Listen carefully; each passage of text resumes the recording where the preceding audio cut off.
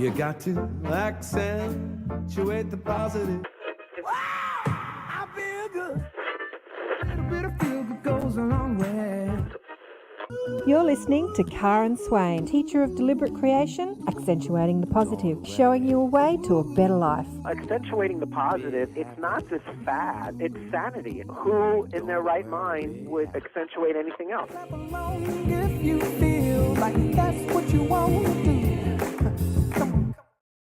G'day, Karen here, accentuating the positive. So great to be with you all again. And boy, do we have a fantastic show lined up for you today.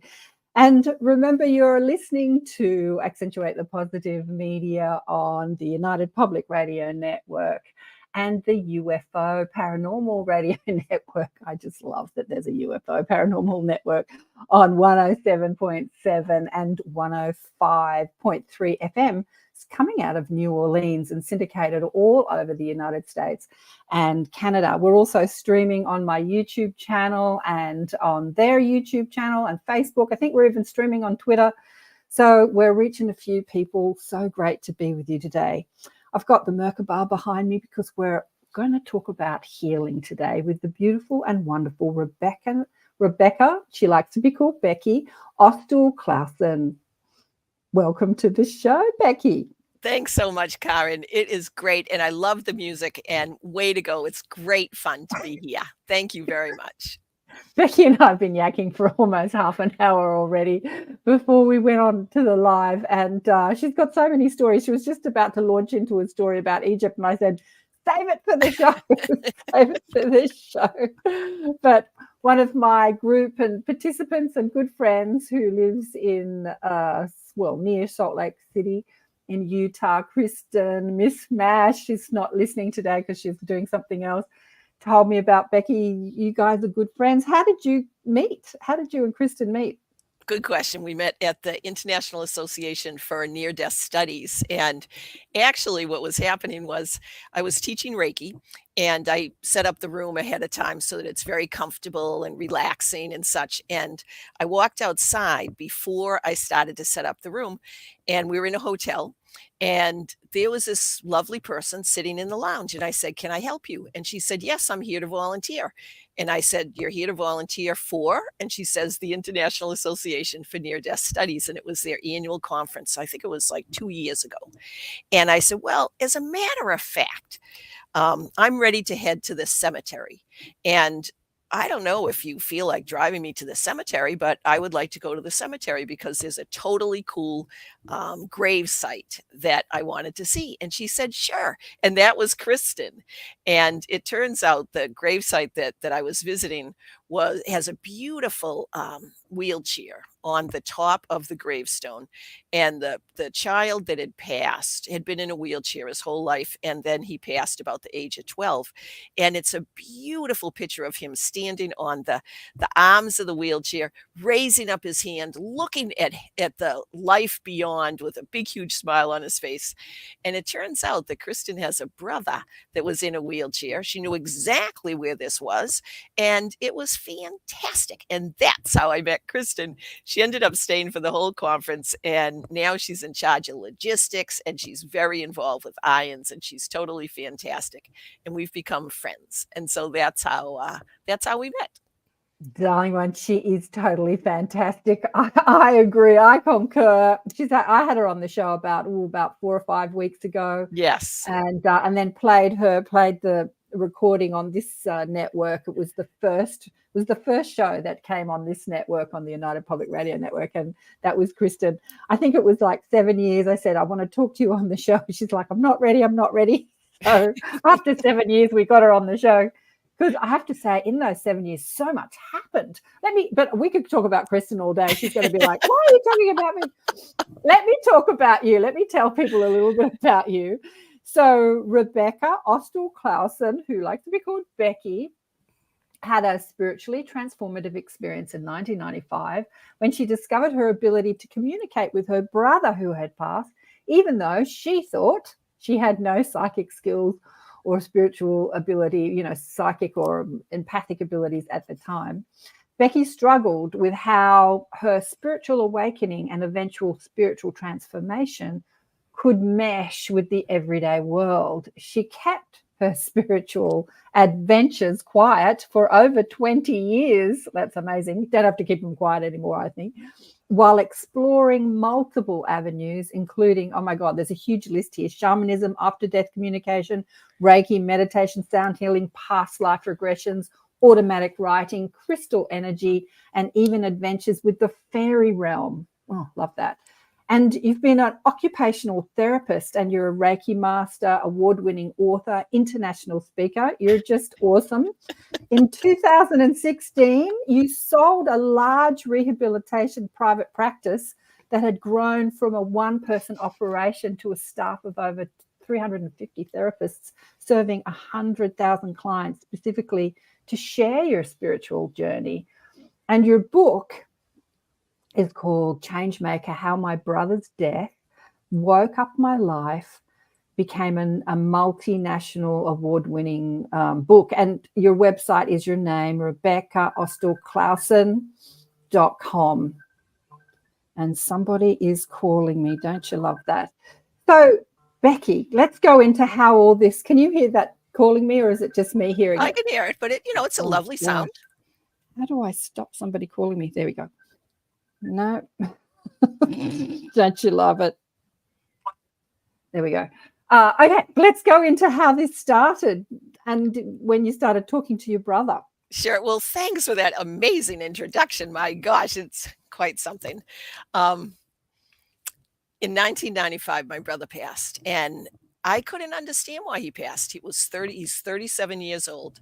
I think everything in life is positive. I could find absolutely nothing positive about the fact that my brother died. At that point, I thought he died. And I'm filled with grief, and my heart was the only thing I could feel in my heart was grief. And about 6 weeks after he passed, I'm riding my horse through a Christmas tree farm, and that day I received the best present of my life. It was November. It was middle of November in Chester Springs, Pennsylvania, and we had just had our first frost, and there were icicles hanging from the trees and rainbows were sparkling. My brother had passed of AIDS, and it was in the 1990s when just thousands and thousands of people were passing of AIDS, and it was so lovely to see all these rainbows and all these sparkles and all this new growth that was happening from our first snowfall. So anyway, I opened up my heart just a little and said, "Thank you, universe, for a beautiful day." I closed my eyes, and there was my brother. And he was in human form, wearing a black and red plaid flannel shirt, dungarees, and sandals. And I seriously had never, ever, ever done this, heard about this, was not psychic, was not spiritual. I had no idea that this was possible. But my brother David was real. It felt luminescent. The scene was glorious, filled with love. I started to talk with him. I just started to talk with him and realized in a second that I could send thought, and he was great and I was great. I mean, gosh, I'm with my brother again. And I looked to the right, and there were my grandparents, Abe and Bessie Dole. They had passed about 10 years before, holding hands like they always did. Beside them was Edward, our childhood friend, and he had passed about 6 months ago. Beside Edward was a friend of mine, Holly, who had passed 20 years ago. And I thought, oh my gosh. And I looked behind them, and there were about 24 other people, all that I knew that had passed. And I looked back at my brother, and behind him was a golden arch. Now, I had talked with my brother about 3 years before this, and had asked him if he had been tested for AIDS. And he turned away. And it was the hottest 10 seconds, longest 10 seconds of my whole life. I didn't expect him to turn away. And he said that he was HIV positive. And I didn't know what that was, which seems ridiculous now, but I didn't. And so David asked me to not tell anybody. Please, he wanted to be kept kept just people treating him the same way. And so I had no support system, which was okay because I'd do anything my brother wanted. But I found myself in a local bookstore, Barnes and Noble in Exton, Pennsylvania. And I was in a New Age section that talked about after death communication. And I didn't know that that was possible. So I had read some books about after death communication and sent some to David and such. And in these books, it said that if you ever see a doorway, feel free to go through if it feels comfortable. So I had this golden arch behind David. It wasn't McDonald's. It was a golden arch. And I looked to him thinking he would take me through the door. And instead, my 4'10" grandmother takes me by the hand and we skip through this golden arch.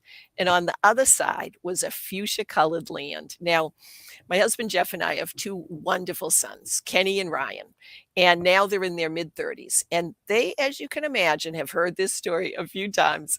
And they said, "Mom, do not say fuchsia." And I'm like, "Well, why not?" And they said, "It sounds like you're tripping. It sounds like you're high. It sounds like you're loaded. Just don't say fuchsia." But it really was fuchsia.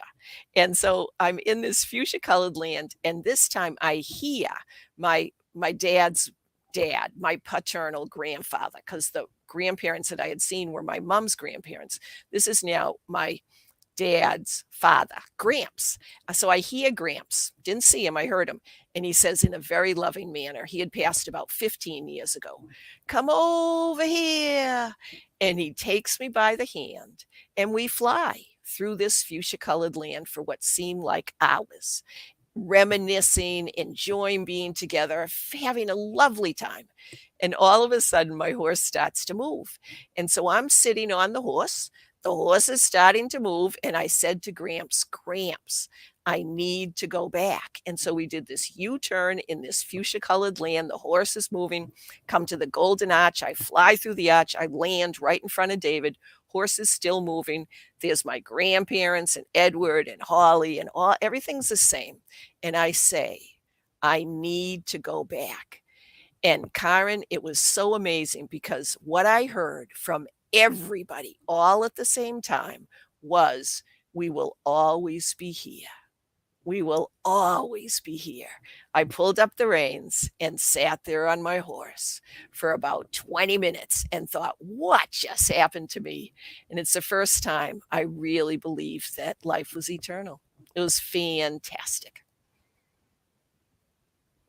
It's an incredible story, just an amazing story. I want to ask you, were you on the horse the whole time this was happening? Yes. And was the horse moving? Yes. No, wrong. Sorry. The horse was not moving while this was happening. But the horse was, it turned out to be the horse was very spiritual and very receptive and very aware. And I have all sorts of stories about what happened with the horse. But this was the first time that I had actually had a meditative experience on the horse. Her name was an Astra, A-S-T-R-E, which means star. And so I'm like, all right, great. Yeah. So I was on this horse that was not moving while all this was happening until that part where she started to walk. Sorry, get me back on that. She started to walk. So this whole experience happened in sort of a nanosecond on Earth, but you felt like you were communicating with the other side for a while, yeah? The whole thing happened in about 20 minutes because I had somehow was aware of the time before this all started. And so it was about a 20-minute period, which it seemed sort of amazing that the horse would stand still for about like 15 minutes or so. Yeah. But yeah, maybe, it was interesting. It felt like hours, absolutely felt like hours. Well, there's no time. I mean, there's no time when we travel to different realms. And I had this business where I was billing 5-minute increments, and it took me years. It took me years to understand how there could be no time, but there is no time. There's only time on Earth.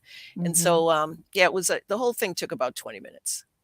Yeah, it's amazing. I was listening to you on Kathy Mason's show last night. Who's fantastic. Kathy, shout out to Kathy, she's gorgeous. And I'm sure you've shared that story a million times because it happened so long ago and you've been on so many shows. But I love the bit where you say you were grieving, but then in the middle of the grieving, you stopped to appreciate something. And so you shifted your vibration and you moved from grief or sadness into appreciation and love. And Yes. it sounded like that appreciation felt like bigger than just, oh, isn't that pretty? It was just like, it sounded like it was like, oh, isn't that amazing?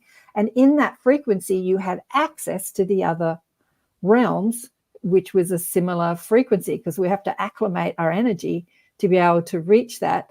And you didn't know that you could do that, but wow. Were you asking at the time, I wish I could talk to my brother, or where are you? Like, were they questions that were in your mind after he died?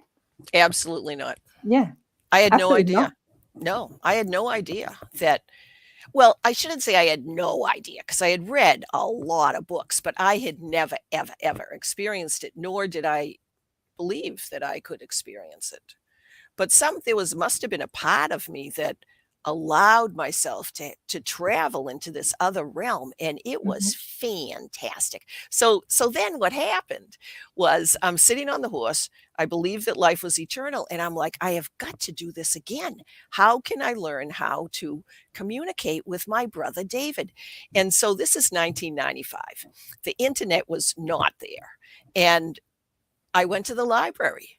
So I went to the library, and I had no idea what I was going to look for. I didn't know what the reference name was. I had nothing to go on, and I just started walking up and down the aisle. I'm quite sure I thought a book was going to fall out, and it would be the book that would explain everything. And it did not. It did not happen. And so I'm like, wow, that's sort of interesting. And so I went to the health food store. And I looked at the health food store bulletin board and thought, well, maybe there'd be something that will resonate, and nothing did. And I'm the type of person that does my own thing. Like, I don't hardly ever ask for help, but at that point, I asked, and I asked the universe to send me a teacher. And so that's what happened. I asked, and a couple weeks later, I had a cool experience where I found one.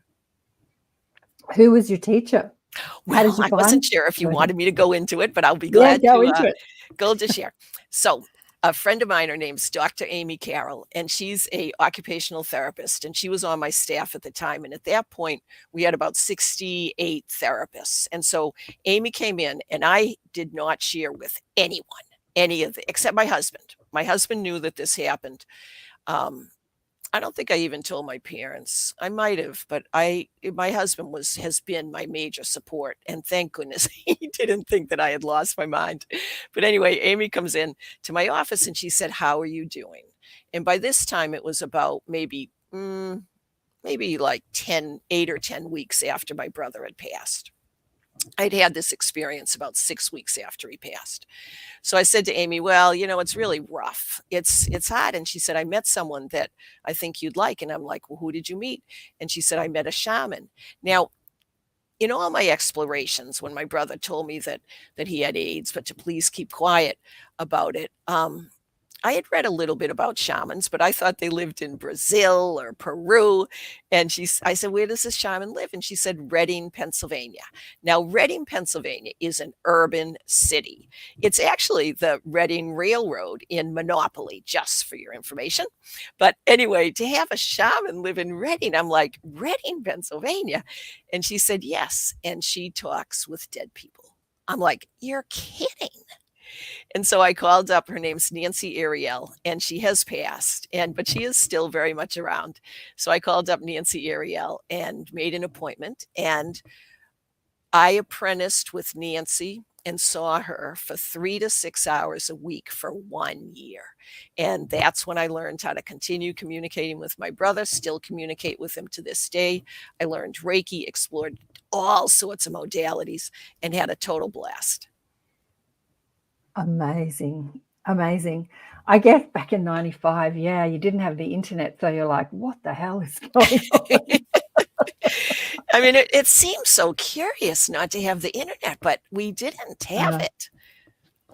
So let me ask you, did that communication still continue? And did your brother, what is your brother's name? David. David.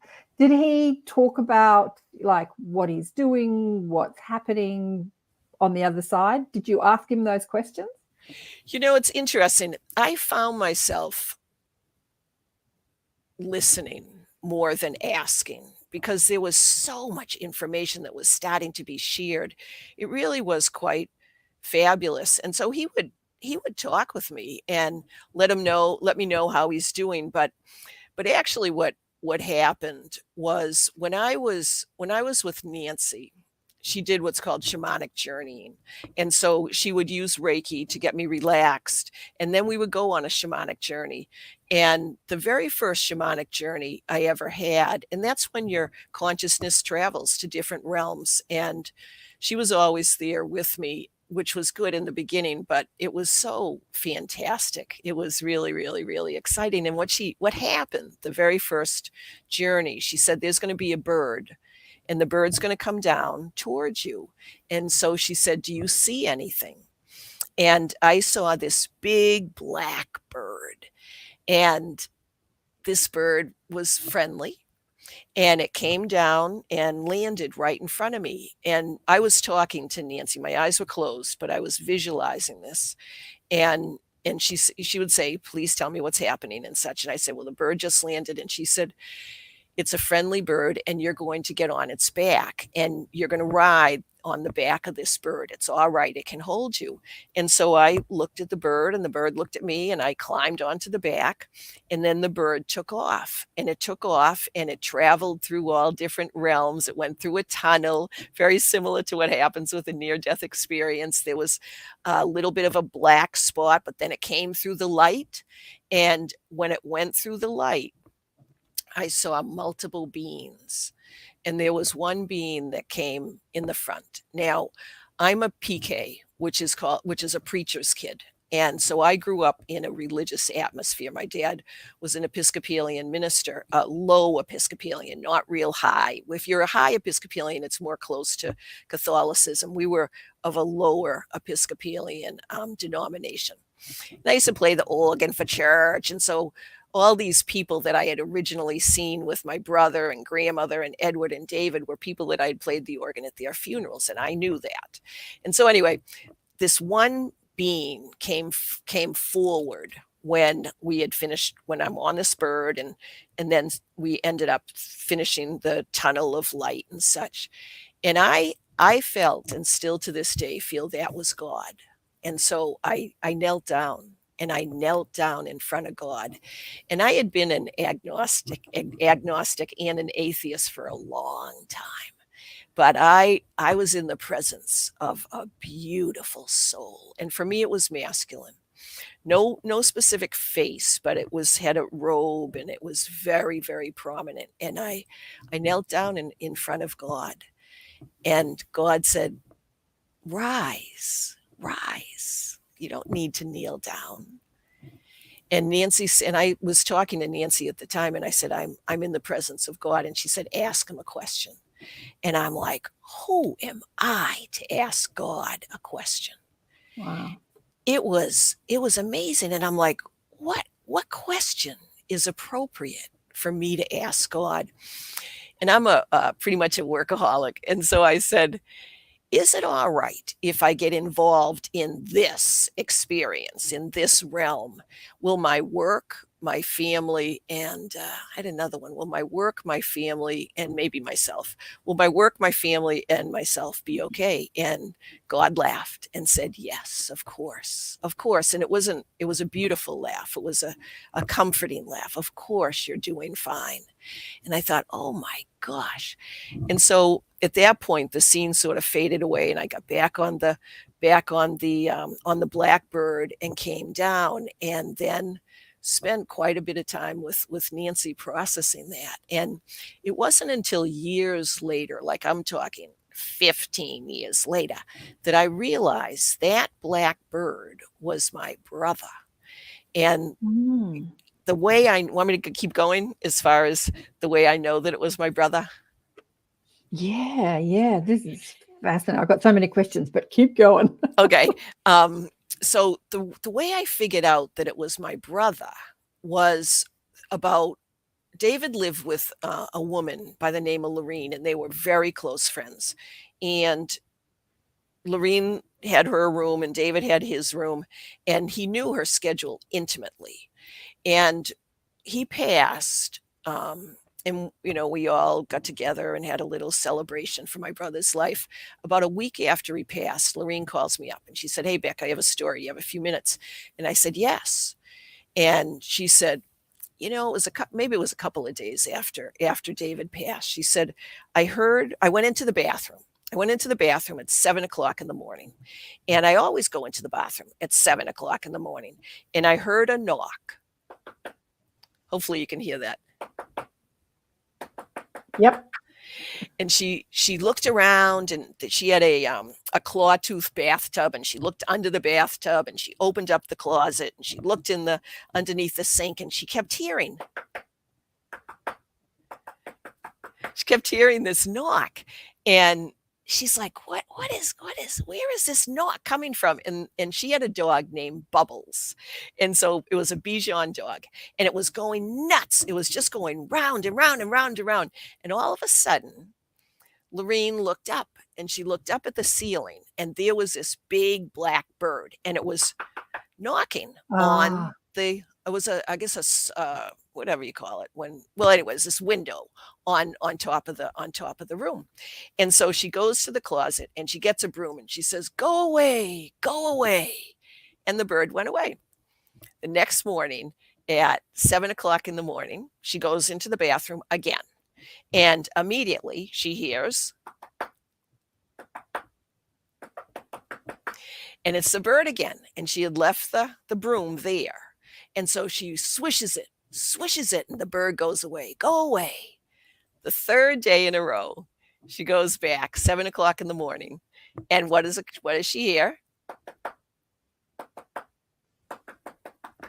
And she looks up at the bird, and she says, "David, I know it's you. I'm okay. I love you. I miss you. And the dog is going nuts." And so David never came back. And I did not get that connection of the blackbird being the same blackbird that Lorene had seen for years. And then I'm like, oh my gosh, that was my brother that brought me to, through the tunnel and to see God. It's really quite something. You say that you're a PK, preacher's kid. And so I didn't grow up in any sort of religious background, and I was quite agnostic, as you say, like you. It's funny that you were agnostic after being brought up as a preacher's kid. I was. That's interesting. A lot of my Catholic girlfriends became very atheist, actually, after going to a convent and being taught by the nuns. I thought that was interesting too. But I think our concept of God, so many people who have these experiences, near-death experiences, they meet a presence that is so, what can I say, divine, or it feels so incredible that they call it God. But I feel like you met yourself, like your higher self, that God aspect of you, or a guide.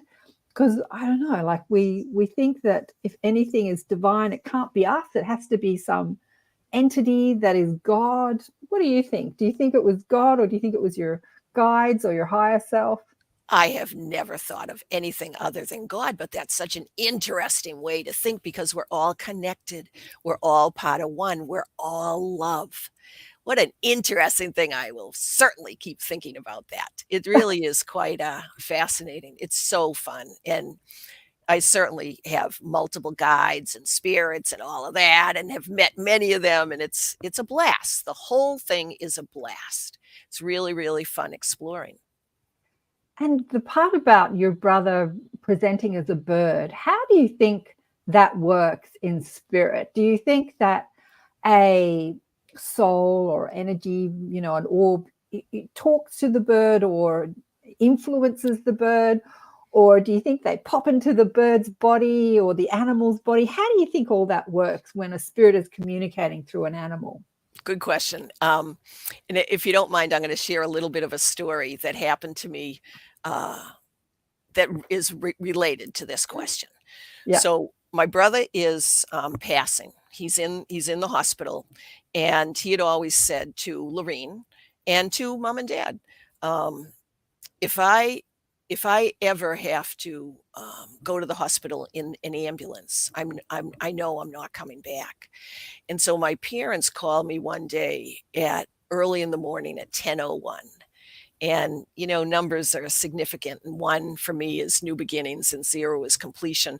And I'm at work, and my secretary came in, my assistant came in and said, Becky, your mom's on the phone. Mom and dad are on the phone. And I'm like, whoa, that's sort of something, because they never called me at work.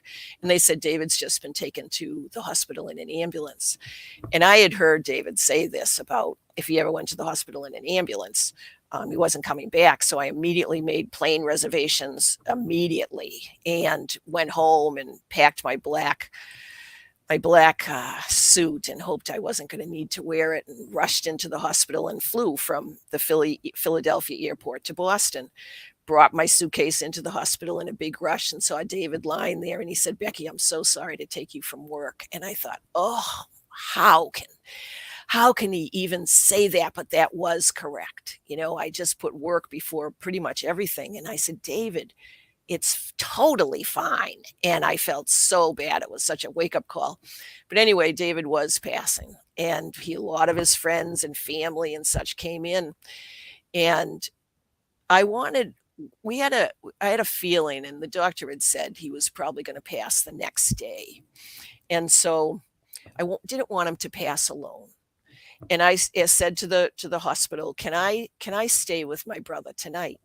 And they said yes. And so they brought in David had a private room, and they brought in I guess a bed or something. And I woke up at 3:00 in the morning, and I didn't know anything about energy. I knew nothing about energy. But somehow, when I woke up at 3:00 in the morning, I knew David wasn't there. He was on his back, and he was on I always get it mixed up. He was on a respirator. I think I get it mixed up between a ventilator and a respirator. I feel like a goofball, but whatever. It was just helping him not breathe, but just have an easier way to breathe. So he was on this, and you could hear these breaths. It goes, and then another. And there was absolutely no energy in his body. There was nothing. And so I thought, oh my gosh, my brother has passed, but this respirator was keeping his body alive. But somehow I knew that his consciousness had gone into, I don't know where. I didn't know where. I just knew it wasn't there. So this is now 3:00 in the morning. And I thought, well, now what do I do? David's not here. Do I go home to my parents and have them say, what's going on? And I'm like, well, David's body's still there, but he wasn't there. Like, that didn't sound right. And so I decided to stay there. And Edward, the same Edward that I had seen when David originally came to me after I was on the horse, Edward had given David a quartz crystal, a fairly long, it was about 4 to 6 inch long quartz crystal that I had held. And Lorene had brought it into his hospital room. She brought a few of his things.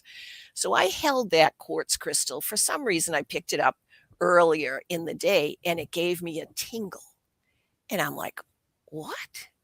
And so I put it down and put it up again, and it tingled again. Now, this was Edward's crystal.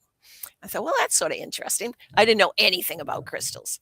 And so so I took Edward's crystal. David's flat on his back. I didn't feel any type of energy at all. I take Edward's crystal, and I also took David's crystal because he had a similar crystal. David's crystal had no energy, nothing. I didn't get anything from David's crystal. I put them both in my hands, and then put David's hand in my hand. So I had David's hand, the two crystals in my hand surrounding it, and I closed my eyes, and I saw the ocean. And in the ocean was this humongous fat porpoise. It wasn't really a porpoise. It looked sort of like a porpoise, but it didn't have the hump on the back, or the fin, or whatever it's called, the triangle thing that goes on the top of the back of a porpoise. Yeah, it didn't have that. The what? Yeah, the fin, the dorsal Yeah, the fin. Right. Okay. Yeah. So it didn't have that, but it was fat. I'd never seen anything like this ever. And so it had the most beautiful brown eyes, beautiful brown eyes that were staring at me. And I looked at these brown eyes, and it was my brother's eyes. Ah. And I thought, oh my gosh. And then it slowly, very slowly started to come towards me. And then it entered me, and I'm filled with the most beautiful, encompassing love that I had ever felt. And I knew David was alive. And somehow he had transformed into this animal. And David is a Pisces, and so am I. And so is my dad. And so we all love to swim. But when David, he survived for 7 years with the diagnosis of HIV and then AIDS. And so he was considered a long-term survivor at the time. And he had a shunt in his body, and he wasn't able to go swimming for 2 years. Now he was in the ocean, and I knew that he was part of this animal. And after a while, he came out of me, and I could see him swimming away. And on the side of him on the right was a smaller animal, and that was Edward. And so Edward was with my brother, and they swam away, and it was absolutely magnificent. And I thought, oh my gosh, I really believe that that was David that was filling me with love and letting me know that he was around. And I went outside, and I was, this is now like 4 o'clock in the morning, and I'm just walking around. There was a lovely little some trees and the grass, and my parents came in at 7:30 that morning, and I did share what happened. And my dad, being a minister, he says, Becky, people deal with death in all sorts of ways. And he didn't say anything except for that. And I'm like, okay. He didn't tell me I was nuts.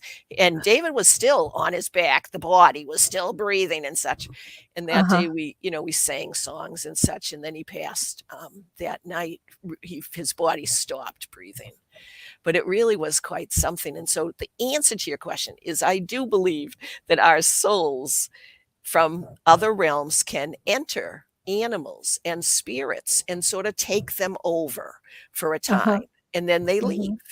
And I do have a final part. I don't know if I'm going too long or whatever, but I have a final part to this story if you want. Well, I just want to remind people that you're listening to Accentuate the Positive Media on the United Public Radio Network and the UFO Paranormal Radio Network, streaming out of New Orleans on 107.7 and 105.3 FM. And yeah, I want to hear the rest of it. So you think that the consciousness of who we are as spirit talks to the consciousness or the soul that's inhabiting an animal's body and says, shove over, I'm coming in. Well, I think they say it nicely. Can I just take over your body for a minute? I've got a message to send my loved one. I do. That's what I think. Now, I don't know if that's right, but that is what I think. Yeah.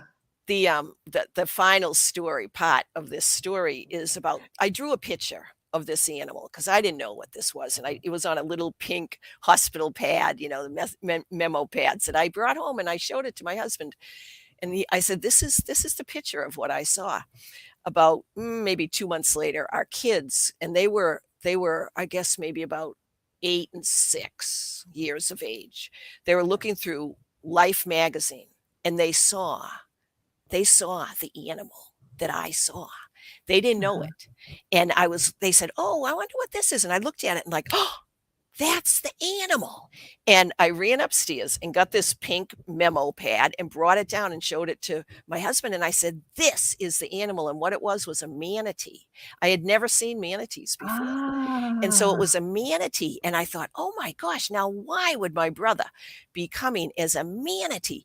But David had done some sailing and things, and he knew that manatees were on the brink of not being able to survive, because sometimes boats would go over them and they would hurt their backs and such. And so I thought, oh my gosh. And so of course I joined the Save the Manatee Fund immediately and, got pretty involved with them for a while. And it really was quite something. And so I have these 2 kids now that are like 8 and 6 or 7 and 5, whatever they were. And it was interesting explaining to them why I was crying and what happened. And and I let them know that in my opinion, I believe my brother was alive. And it really was quite wonderful to be able to share that experience with my 2 young kids and to have my husband support that whole concept as well. It was nice. Wow. And wow, he came as a manatee there. That's beautiful. Yeah, that's beautiful. So he's sending you a message like, check out the manatees and what's happening to them. And yeah, wow. Can I tell you another story about a bird? Sure. I just want to acknowledge people that are watching online. Oh, sure. Well, I'm sure there's more than just the gals online, but the gals are talking. We've got Shirley, and Wendy says, I can hear your Boston accent. Yes, it is a Boston accent. Kirsten, Sherry was the first one to pipe in. Desley, we've got the gals online. So I just want to say hi to everyone. And me too. Hi. Thanks so much for being here. And we're doing a group catch up after the show, right on 8 p.m. Eastern. It's 10 a.m. Sydney time. For people who want to join on Zoom, let me know on Facebook or YouTube, and I'll send you the Zoom link. And Becky said that she'll come in for 10 or 15 minutes to meet you and answer any questions, because it's about an hour and a half show. So I didn't want to keep her too long in the group, but the group is just to catch up and chat about anything you want to talk about, life after death, and, ET experiences, psychic ability, anything you want to talk about. But yes, please go into your next story. Loving this. It relates to your question about animals and what happens with our consciousness, and how do animals come into, how does our how does the consciousness of life beyond enter animals in this physical realm?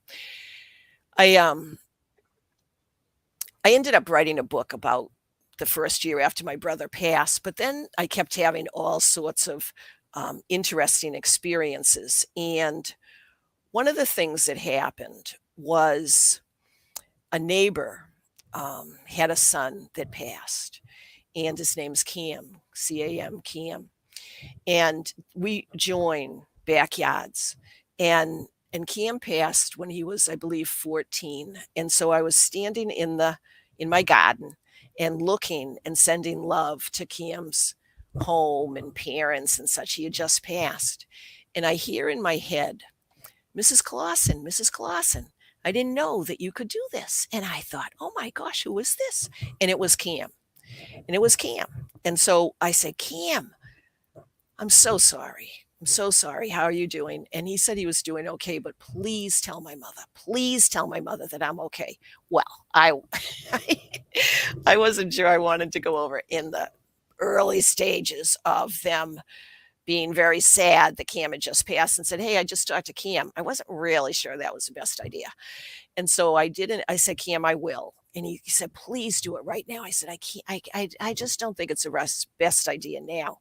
But I did go, of course, to the wake and to the funeral, and the flowers that I got matched the flowers that they had picked out. All sorts of synchronicities. But it really was quite something. And I was able to share the fact that I did talk with Cam. And I wanted to write up a story about this. And I gave it to the parents and said, is this all right if I get this published? And it was going to be with another group.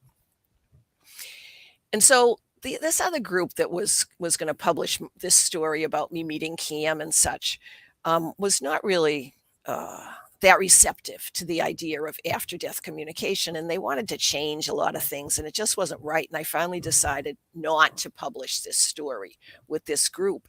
And so I'm sitting in my backyard. It was fall, and I'm typing essentially the resignation for having this story in this potentially soon to be published book. And a bird came. And sat on my computer. So I have the computer screen up, and the bird, I'm outside, and the bird comes and sits there. And I'm like, well, this is interesting. And it was I think it was like a little wren. And honest to Pete, this bird stayed for 15 minutes. And it was going back and forth, walking on the top of my laptop and looking at Cam's house. And so I'm like, oh my gosh. And so I went in, I just was able to focus for just a second. And it was Cam. I asked, who are you? And are you Cam? And it was Cam. And it's been so interesting to be able to tap into different consciousness of animals and ask them who they are. And the same bird, it had a funny little eye, had a funny little eye. About a month later, this same bird came to our bird feeder. And I immediately could tap into the energy and knew it was Cam. And I thought, oh my gosh, it would be totally awesome if I could get a picture of this. And at that point, I think my husband came right by and he took a picture of this bird Cam because I had put out my finger. Now, this is a wild bird. I put out my finger and the bird landed right on my finger. And my husband was able to get that picture. And I think to this day, my Facebook picture is that picture of Cam on my finger as a bird. And so the thing that I always encourage people to do when we see animals that remind us of our loved ones that have passed is ask. Just ask. Ideally, get calm, couple of deep breaths, close your eyes if you want. I always encourage people to close their eyes because I think sometimes we get distracted with all the visual activity going on, and then ask and believe whatever you receive if it resonates with you. 98% of the time it's going to resonate. But if it for some reason doesn't feel right, then just disregard it. But that was Cam.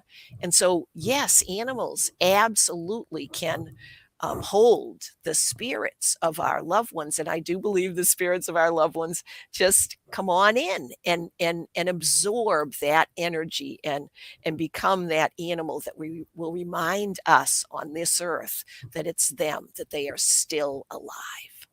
Yeah. Yeah. The animal kingdom. Yeah. It's amazing. I had my cat ran past the window a couple of years ago with something in its mouth, and I went racing outside. What have you got in your mouth? And it had a tiny, weeny little baby bird in its mouth that was not doing too well. And I rescued the bird from my cat and did a healing on it and kept it overnight. But as I was healing this bird, I tapped into the consciousness of the bird kingdom, and oh my God.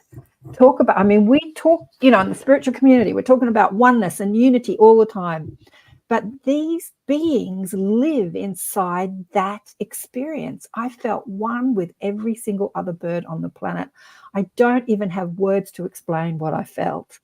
And so there's something about the animal kingdom that has that on tap, that unity consciousness. Even though they eat each other and kill each other, they're still unified. It's really quite extraordinary. And I think that that's where we're heading as humanity, moving back into that consciousness. Even though we're so much more intelligent, so to speak, than animals, they have something that is that connection to the unification of source, the oneness of source, that we as humans have forgotten. I agree. Yeah. And that's beautiful. You explained that beautifully.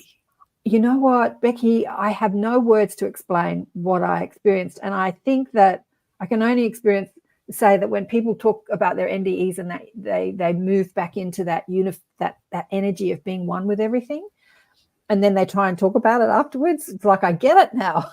Yes. I got it from a bird, but yeah. But, so many people are leaving the planet now, and death is such a big concept. A big story in many people's lives. There was a beautiful healer that died the other day, and all the people on Facebook are talking about her and sending tributes, and hundreds of photos on her tribute page. And just reading the comments of all the healers that were connected to her, there's such joyous comments. There's many sort of condolences type comments, but there's so much like, oh, you finished, what you came to do here, and I'll see you in the other realms. It's so interesting being here, in a community full of healers and spiritual teachers, where death becomes a joyous thing and not a sad thing. What do you want to say to people about death and if they've going through a death what do you want to say to people about that? First of all, I'm very sorry. I'm very sorry that you have had the experience of losing the physical connection with your loved one. And so I absolutely send you lots of love and lots of support. Please know that they're still alive, that they can communicate with you, that you will receive a message from them. And I encourage you to believe. A lot of times we get messages within the first couple of days, and these are messages that remind us of our loved one. And if you get an animal or a radio song that you turn on your radio and there's their favorite song, or you turn on the TV and there is their favorite TV show, the first thing that happens, say thank you. Thank you. I love you. And the tears are fine, because of course we're going to start crying when we are so intimately reminded of our loved ones, but that's them. And they are sharing their love. They're sharing their continuity of life. We do not die. We are spiritual beings living a physical existence. We're not physical beings. We're spiritual beings. And we have a short, limited time here physically, but we will meet up. And we have a family. We have a soul family. And most of the time, the people that we are friendly with and part of our family on earth will remain intimately involved with us at all times. And so I encourage you to believe it really is real. And there's all sorts of studies these days. I got so many messages when I think it was, I don't know, NBC or ABC or whatever, some big TV station had Life is Eternal. And there's all sorts of movies now these days about the continuity of life. Like it is real.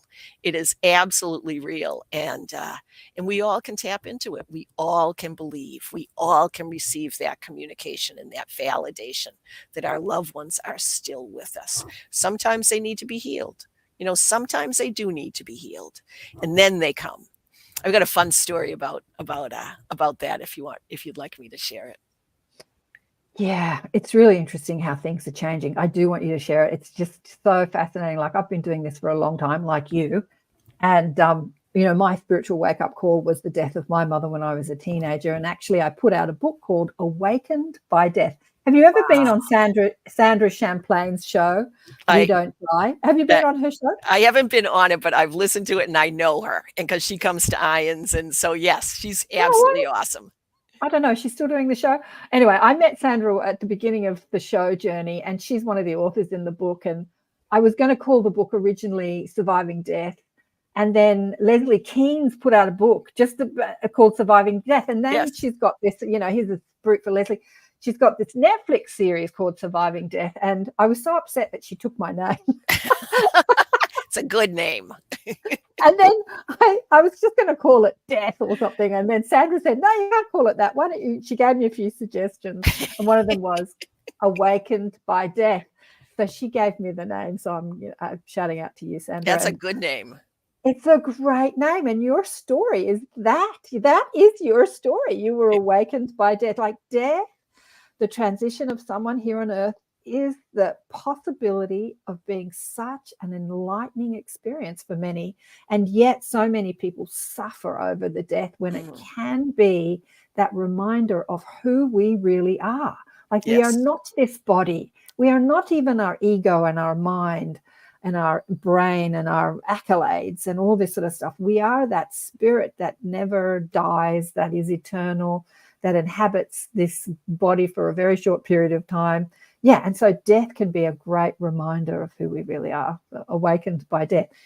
And again, I want to remind people that we're on 107.7 and 105.3 FM, streaming out of New Orleans United Public Radio Network and UFO Paranormal Radio Network. And what was the other story that you had? There's no questions, but there's some great comments. But if you have any questions, we're going to meet afterwards on Zoom. I know there's another show straight after mine, so I don't want to interrupt that show. But if you want to continue this conversation, but please share your other story, Becky. Well, first of all, I'm so sorry that your mom passed so early for you. And the story that I have is about my mom as well. My mom had 13 years of sciatic pain. It's terrible, terrible pain in her back. And she was challenged by this pain. It's the first time she ever had it. She was in Nova Scotia and was taken to the hospital, and they had to clap her back. I mean, meaning that she had to, be clapped on her heart in order to get the heart to beat again. But anyway, Mom passed, and I didn't hear from her for 6 months. I did hear one thing. I was there when she passed, and she said, thank you. And she said it with great love. And it was my sister Pam and myself that were there. But I didn't hear from her for 6 months. And I didn't go and ask for her to come. I wanted to, just let her be. And I knew she'd come. I had no doubt sometime she would be there. So she always used to do puzzles. And my husband was doing a puzzle, and I was looking over at this puzzle, and all of a sudden in my head, I hear my mom, and she goes, "The piece goes right there." And I'm like, "Oh, Mom, how are you?" And she's very focused, very focused. "The piece goes right there." And I'm like, "All right, Mom." And we did try the piece, and it almost went right there. It didn't exactly fit. But to this day, Mom comes as a bird, and she comes as a robin, because she always, always, always fed the birds, and robins were, I guess, probably her favorite bird. And so when a bird or an animal comes right up to us, and it acts in a non-bird like fashion, that's sort of a clue that something's happening with this bird. And that's when you ask, "Who are you?" And so my husband's got very good at this. "I think your mom's around." And I'm like, "Why do you think that?" And he says, "Well, this bird came right up to me and has been with me for 15 minutes. And it's really quite validating and very enlightening and fun to have that happen." And so, of course, I say, "Thanks, Mom. Love you so much. And it's wonderful to have you here." You're making me shiver, Becky. You know that we're doing this. It's the 8th of April here Down Under. I mean, it's the 7th over there. I know it's the 7th, but everyone's talking about the eclipse, the eclipse, Oh, the eclipse, right. So we are doing this on the, in Australia, it's the 8th, on the date of the eclipse. Dum, da, da, da. Dum, da, da, da, synchronicity. But every time you talk about these birds, my daughter's grandmother, her dad's mother, just turned 99 the other day. 99. And thinking about the eclipse, I said to my daughter last night, she was very upset with me. I said, Bubby Ninny, we call her, might take this opportunity to slip out during the eclipse. And she's like, don't say that. She doesn't want that to happen. But she's in dementia now, not full dementia, but, it's a grand old age. And she's living in a nursing home. And her life is looking out the window and talking to the birds. Like, that's her life, right? So for her birthday, we went to and I want you to share your Egypt story, because we went to the Egyptian exhibition at the Sydney Museum, which it's here for about, I don't know, 7, 8, 10 months. They've brought her, all these amazing things over. It's a huge exhibition. Was it Ramses and the Golden Pharaohs or something? And we bought her for a birthday a little wooden bird from the gift shop, which was totally overpriced. But anyway, the perch on her window. What do you buy a 99-year-old? So that the little bird can speak to the birds. And as you're speaking, all I can see is her talking to my daughter as a bird. Oh, that's fantastic. When she transitions. But the animals. Yeah, so interesting. What was the you asked me before we started the recording, you said, had I been to Egypt? And I said yes, and you're about to launch into an Egypt story. What's your Egypt story? Well, it's a little bit different than the bird story, but it does include after-death communication. Mm-hmm. And I actually thought I was going to be sharing it with you rather than the audience. But anyway, let me explain what happened. When our kids graduated high school, we had all been scuba divers. We got the kids as teenagers to become certified scuba divers. And so when they graduated high school, we said, "Hey, why don't you pick the next scuba diving trip?" And so Kenny, who was our oldest, decided he wanted to go to Egypt. And where there was a humongous statue of Ramses, and you and I were talking, Karen, about Ramses. There's this huge statue of Ramses, and it's lying down, and they had built like a little house or something around this statue of Ramses. And I'm on the second floor looking at this massive statue of Ramses, and Ramses comes into my head, and I'm like, oh, and it was like, wow. And Ramsey said, and I don't mean to be a little off color, but what he said is, I'd like to have sex with you. And I'm like, you'd like to have sex with me? And it was so most curious type of conversations. And I didn't know anything about Ramses. And I'm like, no, Ramses, I don't want to do that. And he's fairly insistent. And I thought, wow, this is really quite something. And so my husband was looking at me and he could tell that I had sort of gone into another realm because I was very much concentrating on not the statue, but listening to what Ramsey was saying. And it turned out that Ramses had about 130 wives. And Yeah. I'm like, wow, this is really quite interesting. So we explored. So anyway, nothing really happened at that point, but Ramses kept coming back. And we ended up at the I think it was the southernmost tip of Egypt. And there was a humongous statue of Ramses sitting with, it was beside a mountain. And he had a lot of these different wives around and such. And I had brought my laptop because I do automatic writing, and I wanted to write exactly what Ramses was saying. And I had spent a good amount of time, because we were in Egypt for a couple of weeks, I guess, a good amount of time communicating with Ramses that you don't have to just have sex. You could have a relationship with love, and it would be really nice to have a relationship with love.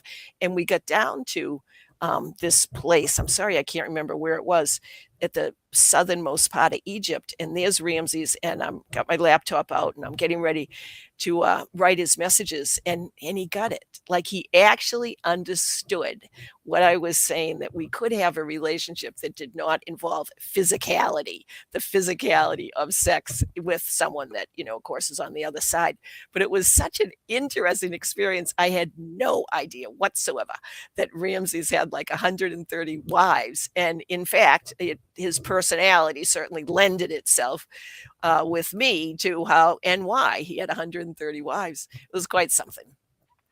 Well, that's really fascinating. Having just gone to the Ramses exhibition, Annika, my daughter, I went with a friend, my daughter, she went traveling on a scarab. She was looking at a scarab and she went through a portal and went traveling through Egypt. She's so connected to Egypt. But I thought I was playing tourist. I really didn't do the traveling thing because we're in a museum surrounded by people. But actually, I got a lot of information about Ramses during that exhibition, because it's just so, I don't know, the information that comes in now is just so normal to me now. I don't even think of it as something different. And he was telling me that, that he was an ET, and that he was at the beginning of the decline of us into density, and he was trying to share his DNA. That's why he had so many children. Interesting. So that humanity could stay more connected. But he fell under the sort of power hungry ego stuff too, and he did some not so great things. They didn't say this during the exhibition at all. This is what he was sharing with me, but he was reigning at the beginning of the fall of humanity back into density, where we started to forget our connection to source or to spirit. And he was trying to upgrade, like keep the DNA going by having all these children, It go makes out. sense, actually. Yeah. So he was communicating with you something about that, I He would was. suspect. Like when he said, let me have sex with you, let me share my DNA with you. Yeah, it's so fascinating. Egypt's a fantastic place. I called it transformational. It was really, really special. And we ended up going back there again, and it's magical. My husband and I were scuba diving in the Red Sea, and it was in February 2020, and we were on a liveaboard, so we didn't know anything about what was going on with the world, because we were in a liveaboard going scuba diving 5 times a day in the Red Sea. And we get out, and it was right when COVID started. And we then went to Egypt, and we're with the camels and the pyramids and such, and we're like, oh my gosh, people were starting to wear masks. And when we went to the airport, you had to have your temperature. And if we had stayed there about another week, we wouldn't have been able to get out. Yeah. And so it was really Egypt. I love going to Egypt. It's a beautiful spot if you need some guides and such, but it was really quite lovely. It's an incredible place, Yeah. and you can have a terrible time there and you can have a transcendent time there, because it's such a dichotomy, really. It was a place on earth where civilization, before we fell into density, was an incredibly enlightened, spiritual, incredible, civilization lived in that land, lived on that Yes. place of the, I suppose they lived on other places on the earth too, but they left their mark in Egypt. It was the continuation of the Lemurian Atlantean period moved into Egypt. And then they were showing me, my guides were showing me at the Ramses exhibition, that his reign was the beginning of where humanity fell into density. And I'm like, oh, that's interesting. Because what they were saying on the movies, that they were saying that he reigned before they built the pyramid. And my guides were saying, nope, the pyramids were there. The pyramids were built by the Atlantean energy. And Agreed. Thoth, was an ET that lived in Atlantis, who carried on into the Egyptian empire. So did you have any connection to past lives in Egypt when you were there? Actually, I did. And first of all, it is such a blast talking with you about this, Karen. It's really, really fun. When actually I had a connection to a past life in Egypt when I was that first year after my brother passed. And I described this in my book, Changemaker, How My Brother's Death Woke Up My Life. But Nancy took me on a past life regression activity. And we went through the process, and I walked through a door, and she said, look at your feet. And I was barefoot, and I was a man, 18 years old, and I was in Egypt. And I find it interesting that I was in Egypt with Nancy when I was doing the past life regression, and then have gone back a couple more times. But anyway, I was serving as I guess a servant. I think I was a servant, an 18-year-old boy, and I was the person that was responsible for writing the how many like bushels of wheat or bushels of oats, or what the people did, how much the land achieved. I had to write it down for the person that owned the land. That's what happened. I had to write it down, and so I would walk into a pyramid, go up to the second floor, and I stood up, and there was this like book, a journal, and I would write down how many, what is it, whatever you call it, things of wheat, bushels of wheat were gathered that day, or whatever. And so that was my job. And one day, the man that was my boss, he owned me, said he wanted me to write down something that was incorrect. It was a lie. And I said, no, I'm not going to do that. And the next scene was, I was in the Aya, and I had two angels on either side of me. And I realized that I was flying. And so I was flying in the air with these two angels. And then there was a big commotion down in some square in Egypt. And we flew closer, and there was a scaffold. And on the scaffold was a man hanging from the scaffold. And it was me. And I looked at this man, and I realized, oh my gosh, that's me. But here I am, alive. I'm still alive, and I'm with these angels. And I thought, oh my gosh, I had been killed by my boss because I refused to lie. And I was like, okay, Beck, well, that's understandable. And I was pleased that was happening. And so it was for me, another validation that life is eternal, and we do live, and we do survive, and we can have all sorts of lives and all sorts of feelings, but we continue to live regardless of what happens in each physical realm. Wow. So you saw your death from the perspective of spirit. You saw your Egyptian death. You were hanging from the sky. I was. Yeah. I was so curious. I'm like, wow, that's me. And I didn't have an emotional response because I was alive. Like, oh, that's my body, but I'm still here. Yeah. Years ago, when I was a young naturopathic student, the first time I'd heard of a near-death experience, we had this curriculum after school where we had guest speakers would come, and there was a woman, she was an Australian woman, and it's over 40 years ago, I can't remember her name, but she spoke about her near-death experience. It was the first time I'd ever heard about it. And I remember her saying, her words stick with me 40 years later, I took off my body like I would take off a cardigan or sweater, you would say. That we call them jumpers, but if I say jumpers, people might not know what I'm talking about. Like I took off my top and discarded it. And I looked at my body as I would look at a piece of clothing that I'd just taken off. And I remember thinking, wow, really? I'll never forget her words, that there was such a disconnect to the body in that, you know, it's mine and I wore it, but it's not me. That not identifying with the body was the first time I'd heard that. I think I was about 20, 23 at the time. Yeah. And that's what you were experiencing, looking at your body hanging and not feeling upset or worried. Like, oh, Right. there's me on my death when I was in Egypt. Yeah. That's fascinating. I love that image of taking off your body. I love that. You know, you take off your body, but your consciousness is still there. The first International Association of Near-Death Studies annual conference that I went to, I heard Dr. Bruce Grayson, who wrote the wonderful book After, just came out a couple of years ago.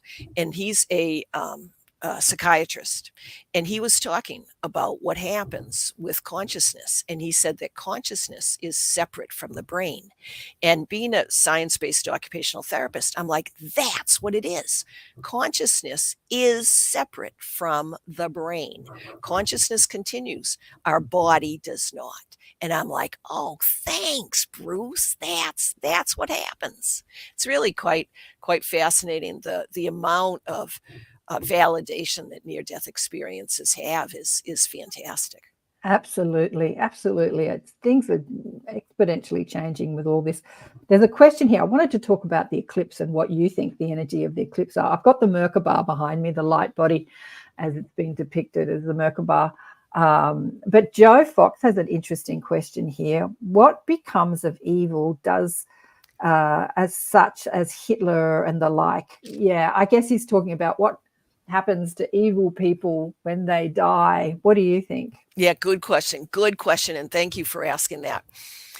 I've actually thought about it a lot. And I believe, well, this is what I believe, and it makes sense to me. I don't believe there's a hell. I believe that we all go to whatever you want to call it, heaven or a place of the afterlife, whatever you want to call it. We all go there. People that are very bad, like Hitler and rapists and people that murder just for the sake of murdering or whatever. In my opinion, what happens is that they stay at that level. They only stay there until they recognize what they have done.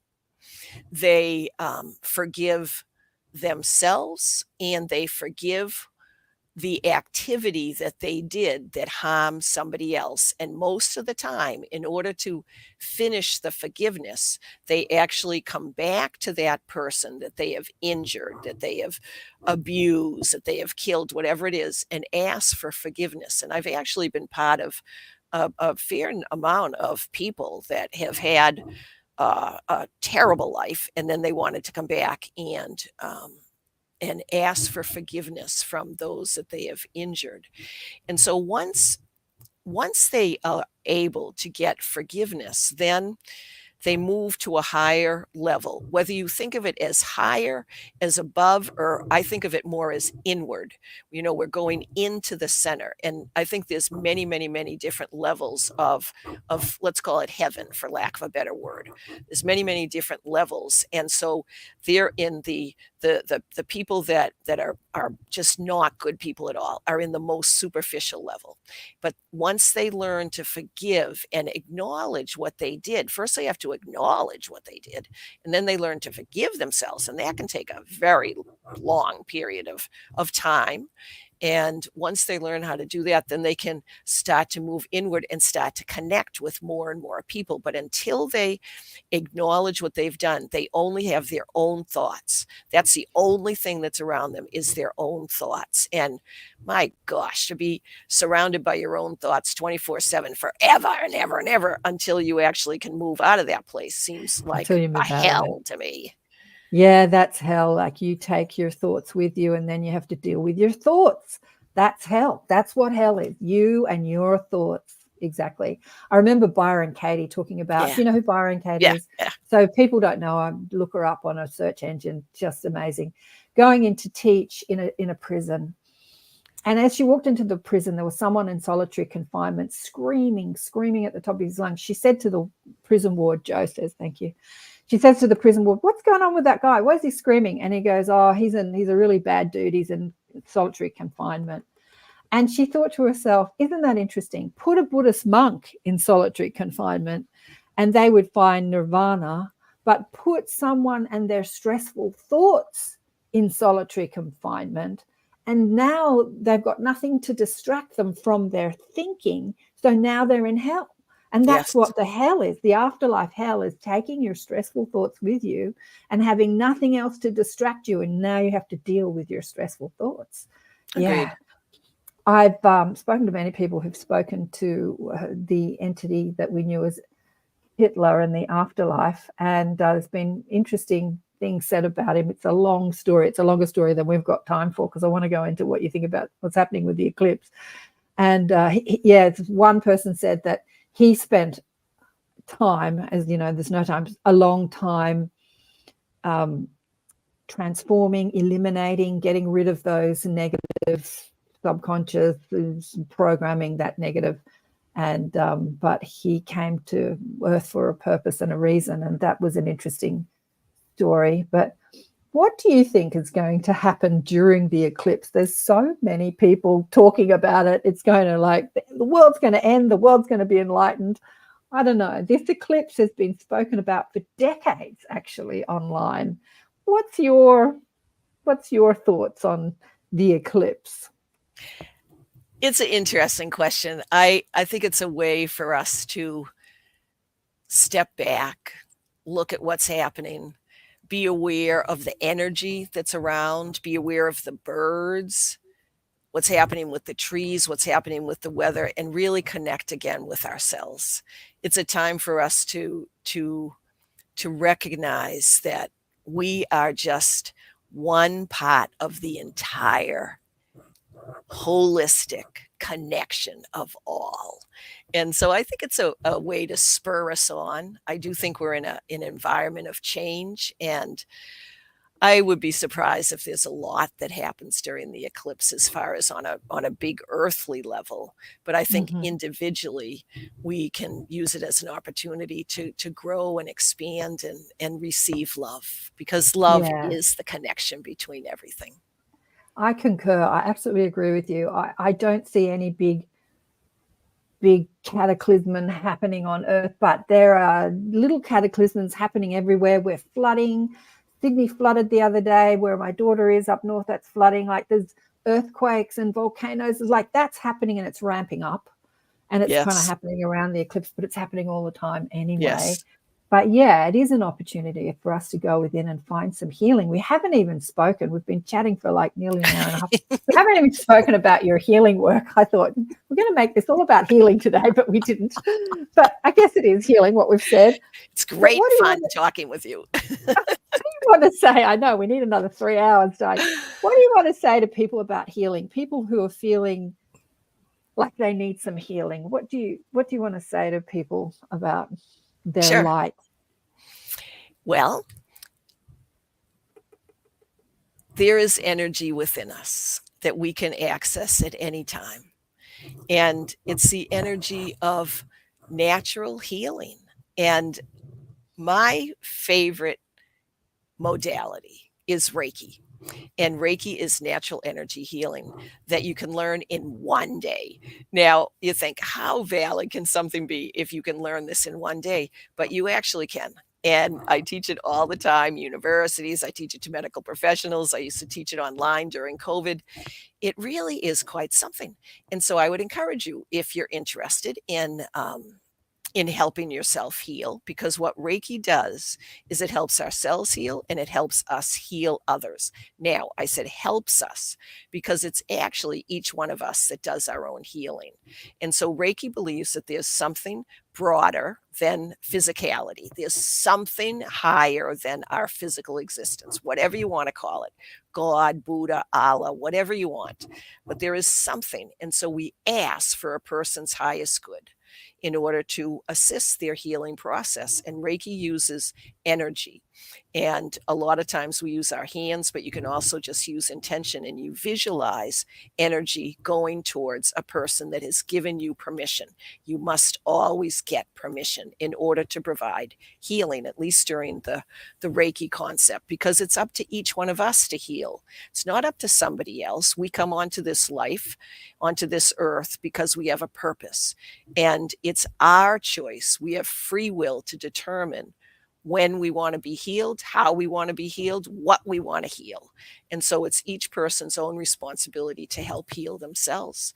And so then the Reiki practitioner is just the intermediary. We're like the empty bamboo rod where we ask for a person's highest good to be received. It comes through us and it gets sent to the person who we're providing healing to, and it's the person's own body that does the healing. And all you have to do is search Reiki, Reiki, Reiki near me. That's all you have to do, Reiki near me, and then trust yourself to choose a Reiki practitioner, and it works, and you can learn it in one day. I mean, some people take 2 days, but it is that effective and fast, and it's a blast, and Yeah. it works.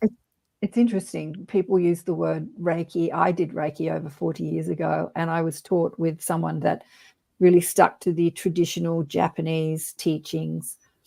And it was a very strict, and it was secret, and you couldn't Yes. tell anybody. And Yes. I didn't fall for all that sort of secret stuff, but it was my first introduction into energy medicine. Energy is medicine.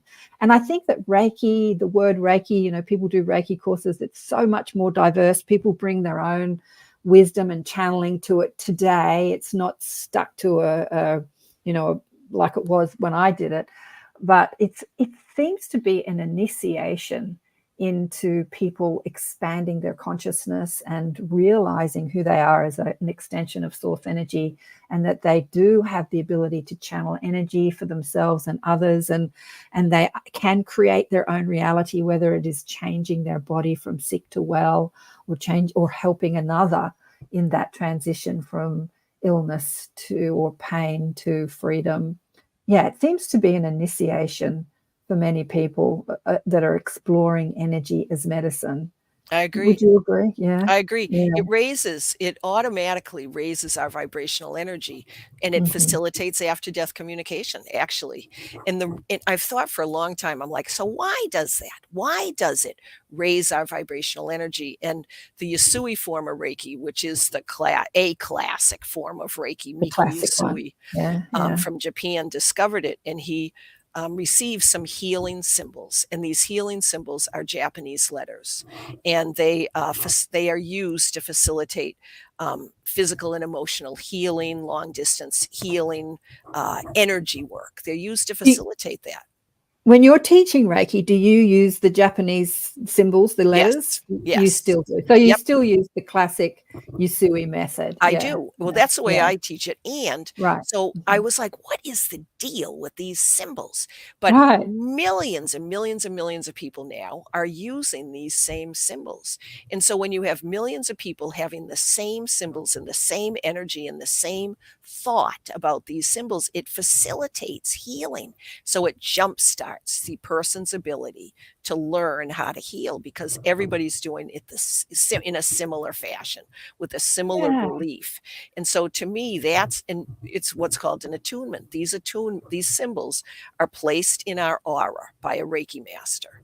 And I think the word master is so hilarious, because you can actually learn Reiki at a master level with not too much challenge. But I think it's just sort of a funny name. But anyway, say the Reiki master, the person that teaches us Reiki, and facilitates that learning will place the symbols in your aura and on your hands. And so all of a sudden you have the ability to provide healing to yourself and others. And I teach it in a group setting, and it's so interesting. I don't tell people anything about what to expect when they receive an attunement. That's the difference with Reiki versus other ones. You get these symbols placed in your hands, and so many people have, as soon as they get attuned, I say, how are you doing? And we'll do it in a group setting. And their hands are hot, their hands are sweaty, their hands are tingling, they feel a sense of peace, and that happens immediately, not to Yeah. everybody, but to a lot. And then we'll immediately go into healing with others. You receive and share healing and talk about it, and then we all talk about it, and we do that 3 different times, and by the end of one day, people know how to heal themselves, because you learn how to heal yourself first and and help others heal. And it's fascinating. And help others heal. Absolutely. I have to say, I dropped the symbols years ago. Can't remember how many years ago. I studied many other healing modalities. And I was just thinking as you were talking, do I even remember the symbols? And as I had that thought, the symbols came right back. And I'm like, yeah, I because do it's remember the symbol. yeah, it's intention. And so you don't, if you think, oh my gosh, can I remember these symbols? But yes, they as you came said, right they just back. came right there. They came right back. Yeah. Well, But I'm sorry. But the healing that I do now is rather than relying on symbols or anything, is once you open enough Yes. to have a connection with your source or your guides. I call my guides very irreverently the mob. I just ask them, like, what do you think needs to happen here, Yes, guys? agreed. And so I sort of rely on this higher perspective to guide me through anything that I'm facilitating, whether it's a show or a healing or a session or like, what do you think needs to happen here? And they're on tap. But I think that before you know that you've got your guides on tap, many people don't, and they say, how can I speak to my spirit guides? This sort of having that Reiki and the symbols and having something to focus on and using that energy frequency to channel energy, it's needed. And as I say, as an initiation, I think, into expansion. I just finished teaching Reiki level 1 and Reiki 2 at the American Occupational Therapy Association annual conference. And during Reiki 2 is when I actually teach people of the symbols. So Reiki level 1, you get what's called a tune. The symbols get placed in you. And then the next day is Reiki level 2. And during the long distance healing part, because that's part of Reiki level 2, it was so exciting. It was just like 2 weeks ago. One of the people that was there met her guide, her spirit guide, for the first time. She said, "Hey, I just met my spirit guide." I'm like, all right. So it really is amazing. Well, I think this is needed, because during my Reiki 2 attunement, the woman that was teaching me did not have that knowledge of spirit communication. And I had all these images of people and crystals and spirits and places. And I'm asking her, what the hell's going on? And she's like, I don't know, because she's just doing it. She's just doing it like, right, I'm going to do the attunement. Like, she's just doing it as she's been taught. But I think today, once you start opening and gaining access to, your guides and past lives and other people's past lives, and you just start expanding, because the energy on the planet is so different now than it was 40 years ago when I was doing my first Reiki initiation. That all this needs to be included in Reiki courses. They need people like you who have that, communication with the afterlife, if that's what you want to call it, or other realms or dimensions. It all needs to be included in what is called Reiki today, I think. Yeah. Well, what happened, Karen? We've got only a couple of minutes left, darling. 2 minutes left. And I would like to send out a healing to people who are feeling, as I say, I wanted today to be about healing and knowing that we are an extension of source energy, and we are powerful, and we're infinite creative potential is a healing in itself. But what would you like to say to people to send out a healing to the people listening to the recording, and to the world as we move through this transition of the eclipse that everyone's been talking about? Well, first of all, thank you so very much for having me here. It's been just a blast talking with you. And as far as getting ready to for the eclipse, and readying our bodies for healing, I encourage you to maybe close your eyes and give yourself a nice big hug. Feel the love that is coming to you from the universe. Feel the love that's coming to you from Karen and myself. Feel the love that you have within you. And now maybe place your hands on your heart. Feel that energy of love surrounding you and encompassing you, and know that it's there. It is always there. You're a beautiful soul. You're totally awesome. And it's wonderful to have you participate in this glorious event with Karen and myself. So thank you so very much. Thank you, Becky. And if you want to meet Becky, she's going to spend 10, 15 minutes with us in the group. We're going to go straight into the Zoom room and do a little catch up and maybe continue the healing. You've been listening to Accentuate the Positive on the United Public Radio Network and the UFO Paranormal Radio Network on 107.7 and 105.3 FM. Thank you so much. Thank you so much, Becky, for being with us on the show. Bye. It's been lovely. Now. Thank you. Bye. Cheers.